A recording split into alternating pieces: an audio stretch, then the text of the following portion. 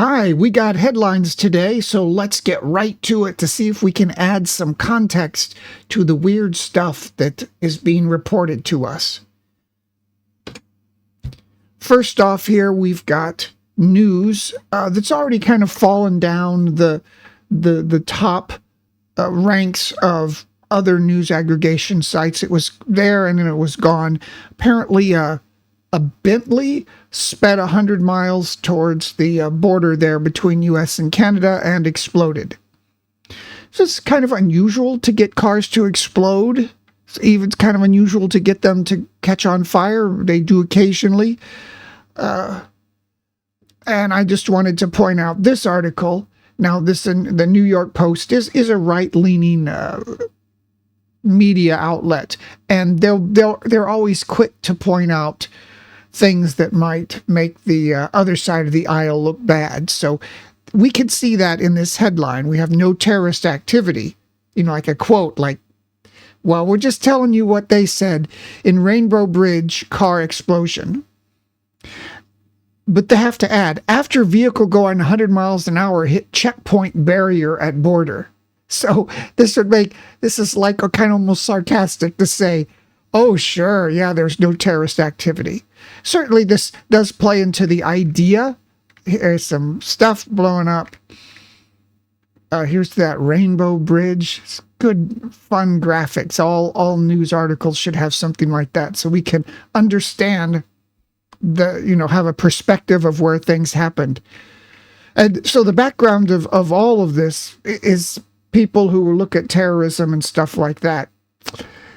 They know that even before the 9/11 stuff, America was very, very lucky when it came to terrorist attacks. There were many things that were foiled that could have been a horrible situation. And there were a couple of these where people were bringing loads of explosives into the United States via Canada with ill intention, and through some stupid, crazy coincidence or some serendipitous thing, they happened to be caught.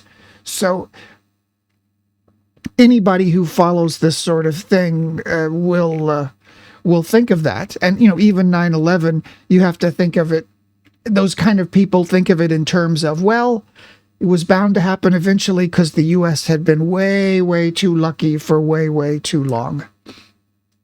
Here we have something quite interesting. We have the Express that's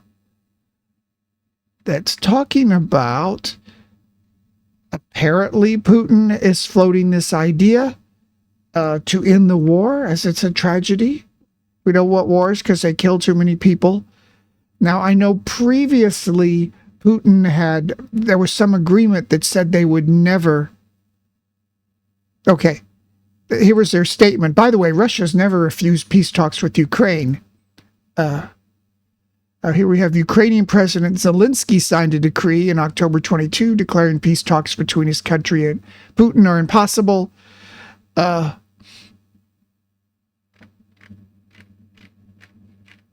haven't seen this widely reported. Sometimes politicians, of which Putin still is one, will sometimes say things that are, for local consumption or for a certain group he's talking to. It's not clear in what context this is made. Is he floating some idea? But Drudge at least throws this up to be the main headline of the page for today. And today is Thanksgiving, and I wanted to point out this article. This article is from the super right-leaning Fox News, and what I'll say about Fox News is, I think most Americans, if you grew up in the 70s and 80s, you grew up with media that always cast scorn on the right or the Republican Party. And, you could notice that wasn't too extreme. So years later, when I heard that Fox was coming in and they were going to have a right-wing bent, or they had a right-wing bent, I thought, well, I suppose it's about time to have that. However, Fox is actually ridiculous, and it's quite a shame. Just, it's miles and miles and miles to right wing, and just you talk about spin stuff, and I'm sent since I started doing this, although I don't have that many views, some of the people who watch it are send me a lot of links to articles and things, and the stuff that they say on Fox, which I haven't really followed that much because of their bias. The stuff that they say on Fox is just unconscionable. Just crazy stuff. Well, anyway, this isn't as crazy as Fox gets, but this is an example of what anybody in the United States will hear every year from the kid who just went away from to college. And he goes to college, and the leftist, not even liberal leftist professors, will tell them all about how terrible it was that Europeans came to this continent and started up their own little colonies and pushed out the native inhabitants. So you'll get this every Thanksgiving, because Thanksgiving in the United States is supposed to commemorate some time when the Indians and the early colonists cooperated together after a hard year, etc., etc. And so I think, obviously Fox is presenting this so people can even be more outraged this year with the polarized politics. But I just wanted to note that this is not indicative of anything new or a trend. This is a typical thing that you hear every year from somebody in your family who went off to college, or I suppose it's probably even more prominent now that we have social media and people wanting to score points by having a fearless and correct opinion about some controversial subject.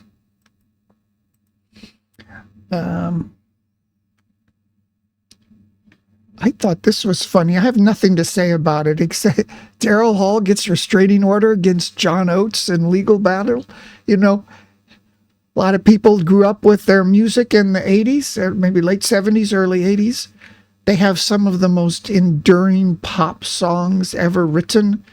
I don't know if they've ever been trendy since their heyday, but their songs endure, and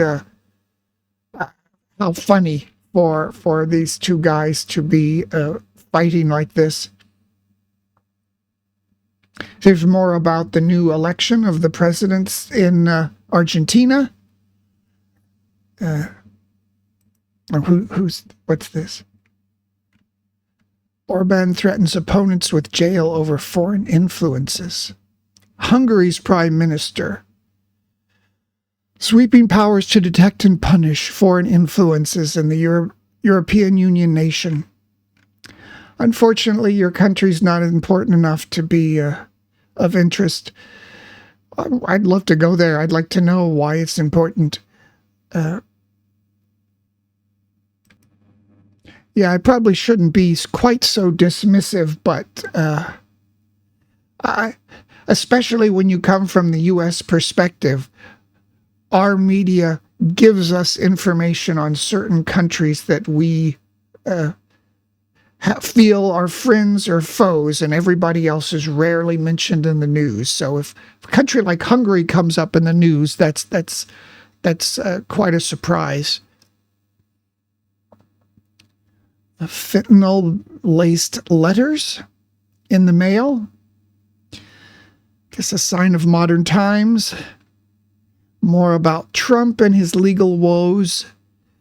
Something about evangelicals or religious people involved in corruption. This is certainly a reason why you shouldn't want to be involved in business and put your religious or your faith out in front of everything you're doing, or let people know, because if and when you get involved in something like this, it makes you and your religion look bad. And I do think that people who trumpet their beliefs or religion a lot in front of everything they do, sometimes they feel like they're entitled to bend the rules because of that. I don't know quite the psychology behind it, but I have detected it when you deal with people in business who push forward that first and foremost they're a Christian.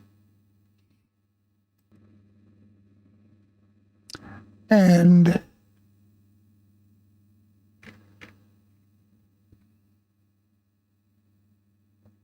here we have a little delay in the hostage negotiations there. The deal was reached, but there's some delay in releasing people.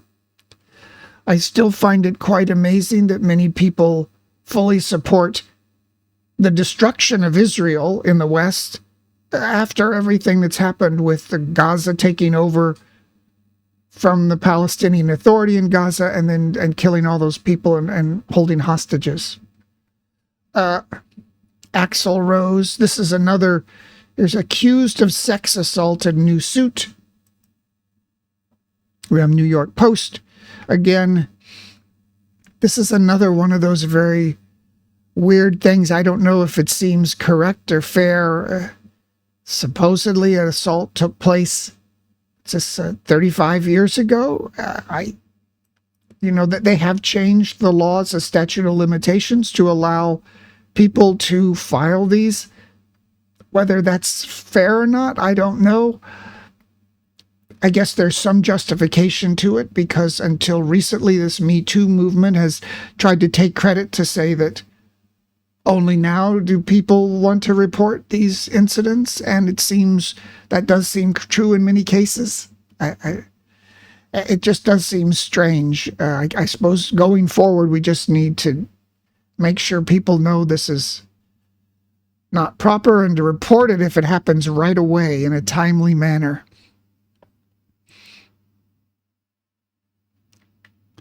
Self-proclaimed gay furry hackers breach nuclear lab. This is, again, it is strange. I've always wondered why sensitive employee data is online in this fashion on these online databases. So it's open for people to log into. I understand maybe it's for payroll, so maybe every month when you pay people, some accountant sends it to the payroll company. Why does it have to be online all the time like this? But everything's online these days. It's in the cloud, and that's what it means when people say the cloud. That means you want to store your data online where other people can try to get at it. I don't think that's a good idea. 43% of Americans frequently constipated. Okay, stop the presses. Army invites back soldiers discharged for refusing COVID-19 vaccine. To me, it seems crazy that anyone would want to refuse a vaccine. But what I would say is that what made this situation 100 times worse is the social media sites that banned people or threw people off of them for questioning or bringing up the vaccine. Because if we remember early on in the time of the internet, we had this idea that maybe crazy religions, maybe Scientology or other things we might say are cults, maybe those things would fall by the wayside because people can openly talk about this. So it seems to fuel paranoia when someone maybe doesn't want to take the vaccine, but then they're not allowed to discuss it or bring it up in any way on social media sites for any reason, even very innocuous things, because if you bring it up, it allows other people to debunk it. I just think that I understand it can be argued both ways, and I wouldn't say that my position on this is definitive, but I think it's better to let things be fought out in the court of public opinion rather than deciding one opinion is correct and stopping the expression of another opinion. That's only going to make it worse. Even what I'm saying is not a perfect solution, but I'm just trying to say what might be a better solution if we encounter this again. JFK assassination viewed differently by Gen Z. Apparently, they really just believe that Oswald was solely responsible. And I would agree that most of the evidence, when you really look at it, points to that. There's a few things that even I have to say. And I'm a very conventional person, and I'm willing to believe he probably acted alone. But the trajectory of the blood out the back of the car and to the left towards the motorcycle, I don't know. Maybe someday we can get some people on here and all discuss it together. Now, there used to be a website, a great website, I'm sure it exists somewhere, where this guy at the university, I think it's a university in Texas, has collected all of the articles pro and con about all the aspects of the assassination. So I wanted to look that up today. And when I did, here's what I found. This is a problem with modern search engines.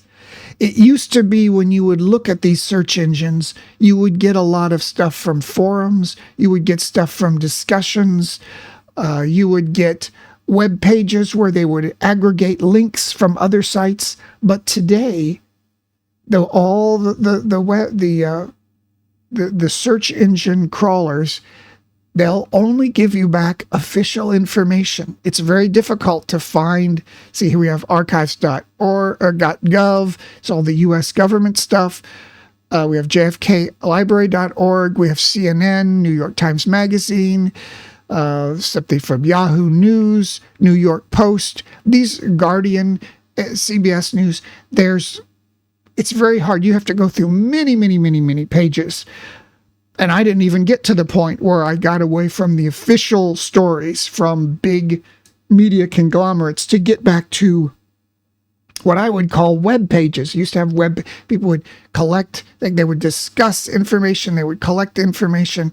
I also searched on a different one, DuckDuckGo, which I sometimes use only because Google, especially the first part of it, is filled with so much garbage stuff, sponsored results, stuff that's not what you actually searched for. It's stuff that it wants to try to give you. But here, even with DuckDuckGo, I don't know, maybe they're using the same crawler information from Google. I don't know. We still have all of the results for pages and pages all taken over by bigger official sources and not forums, not dissenting opinions, just news media. And what a funny turn of events this is, because at one point it was thought everybody who's making their own content and aggregating content and making lists of links and information and opinions and the forums, that would totally swamp the pre-existing old-fashioned big media and government information. But here we have, when you look up the assassination, you get NSA. You get all of the big, giant, multi-billion-dollar conglomerate. That's all you get. So anyway, I'll bring up that other site if I can ever find it. But the original site I was looking for was from some professor, I think in Texas, who had the best site that talked about every conspiracy theory, and they address it, and they really put to bed a lot of the theories by talking about the facts and what different people said about it, and forum posts and stuff that people tried to little points, like when you say, well, what about this or what about this? This is it allowed you to come to your own conclusion about the events, rather than having the U.S. government's NSA site tell you, here's the official information, and really not being able to find much anymore on the search engines about it. What do you have here? We have more of this stuff in the West where people are quite split on the war in the Middle East now. Here we have more fearful things about more diseases coming to us from China. It's another thing in the early days of the pandemic, like YouTube and other sites, you weren't even allowed to mention or talk much about the origin of the virus or talk about alternative theories, some of which now seem to be true or have a little more evidence to them. But I don't really care about that one way or another. But I'm interested in the bigger theory of, if you constrain what people can say online about a subject, if you decide one thing is true, you're just going to increase the conspiracy theories on the other side. And I think that's exactly what's happened.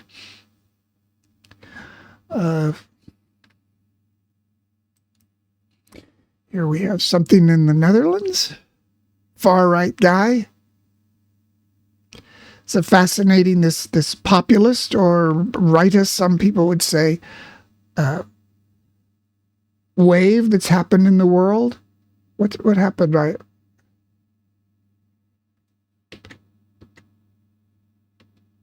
Something happened to my.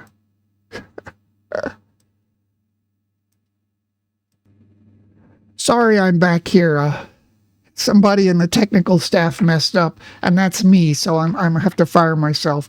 So I was just to mention the populist wave that has swept across the world. A lot of hand-wringing about what caused it. Clearly, we have to understand that there's some reason. There is some reason that people cleave to these new ideas. They seek them out. And it's not just that we don't have enough censorship about wrong ideas on the internet. There may be a lot of wrong ideas out there that are false, but they're using certain things in society as their underpinnings to fuel people's disenchantment with the old ways of politics, the internationalism, and yeah, I suppose you could always just add in the old concept of like any trend. We just thought internationalism and globalism was going to continue on forever on an upward trajectory, but nothing ever works like that. Things go up and down and they veer back and forth. And this is certainly a contraction against some of the globalism of the past since the end of the Cold War in the 1990s. We have crowds take to the air for Thanksgiving. We mentioned that. Flights getting bumpier, more turbulence. I really hate this. And guess what it's caused by? Global warming, apparently. Turbulence, I know it hardly ever makes a plane crash, but it does make me not want to fly. Here is this site. I looked it up on Ground News, and this Study Find site. And I'm always hesitant about medical studies that are touted in the media, because we know they're clickbaity, and it's something that might possibly be true or might be coming down the line in 10 years after all the drugs are studied and exhaustively checked. So it's just this kind of speculative media clickbait. But when I looked up Study Finds, this was one of the few media sites, very few on the Ground News, that's rated center. Hardly anybody these days is center. Like, it's about 75% leaning left or left and 25% right.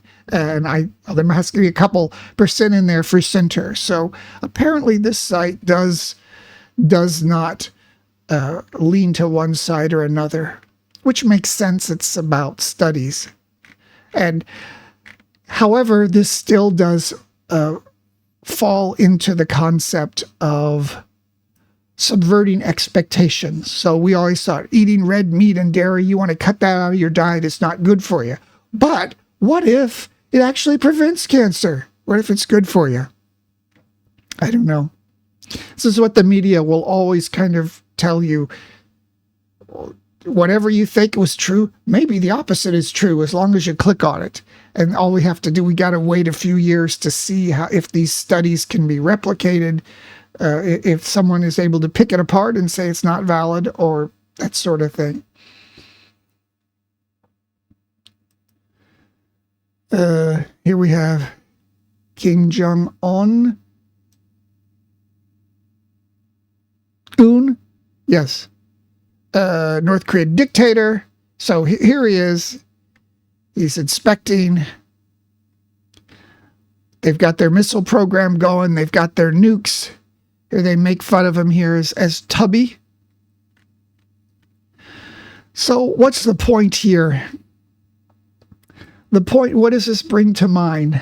Does this bring to mind what happened in the former Soviet republics? See, in the early 90s, the United States and the UK, supposedly backed up by NATO, twisted the arms of all of these Soviet republics. These are the countries that were part of the Soviet Union. When the Soviet Union broke up, we had suddenly a lot more nuclear armed states. And in fact, I think Kazakhstan would be like the third biggest one in the world at the time. But of course, the West twisted the arms of all these countries, no doubt with a lot of backstage promises of money and development help, for them to give up, all these countries to give up their nukes and send them back to Russia. So we only had to deal with Russia as a nuclear power. And there were further agreements between Russia and Ukraine and these Soviet republics that they would not ever invade and they were always going to be friendly. Well, remember what happened a couple of years ago?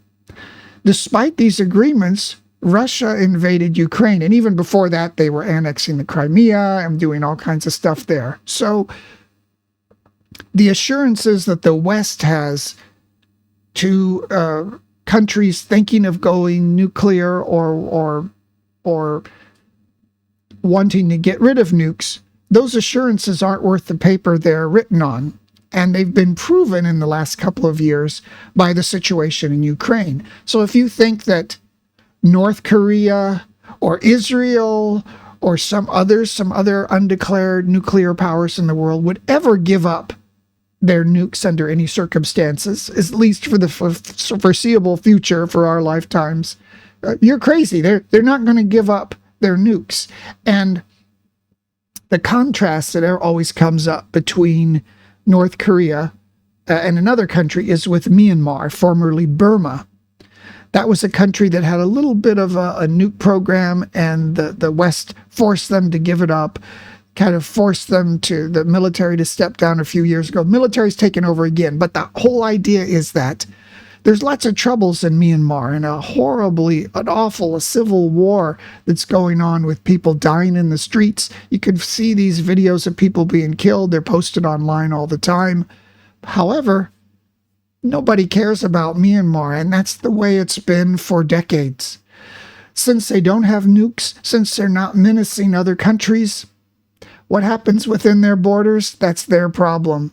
Nobody's dangling multi-billion-dollar aid packages or trade packages as we do have to do with North Korea. So North Korea knows what side their bread is buttered on, and they're not going to give up their nukes because not only does it preserve their government, but it makes the world pay attention to them.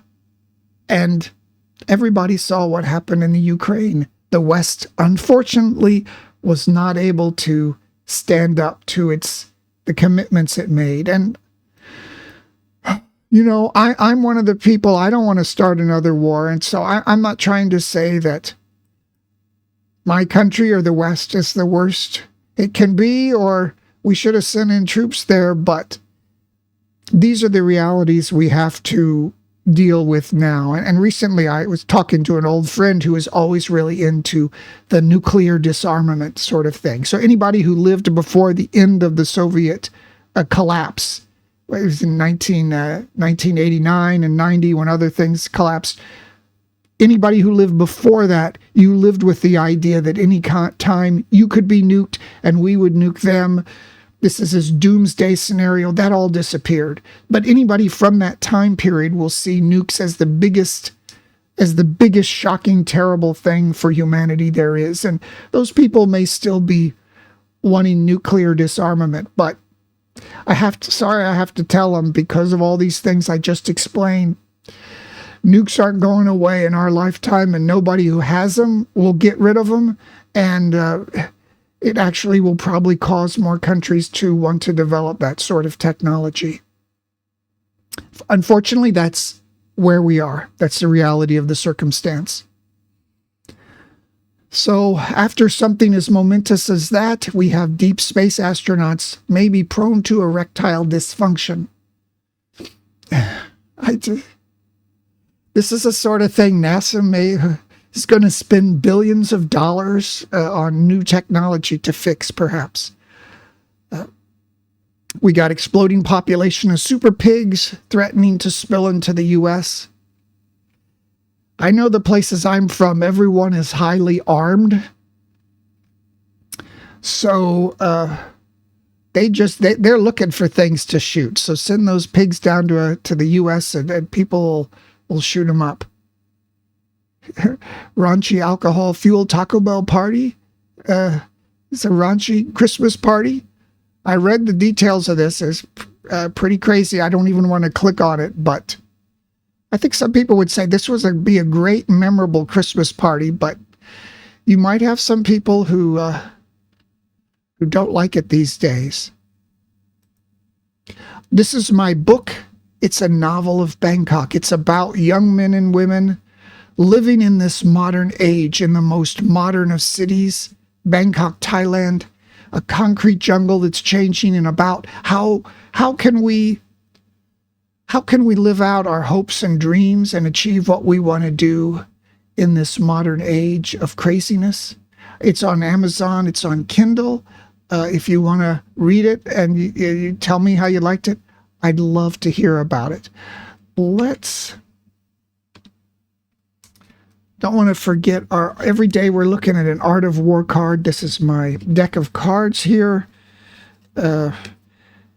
Each day we have an axiom from Art of War. We'll see if it can be applied in these modern days to our lives.